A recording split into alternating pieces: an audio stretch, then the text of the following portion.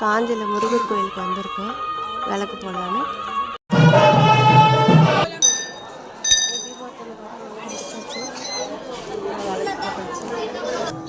சாமி சுற்றி வர்றதுக்காக அலங்காரம் பண்ணி ரெடியாக வச்சுருக்காங்க. சூப்பராக ரெடியாக இருக்காரு முருகர்.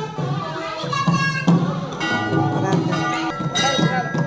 காஞ்சியில் இருக்கார் இந்த முருகர்.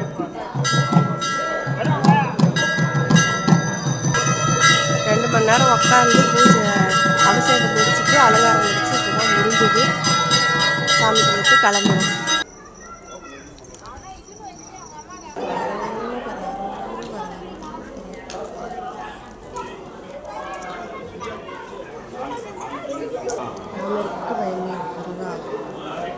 சூப்பராக தரிசனம் பார்த்தாச்சு.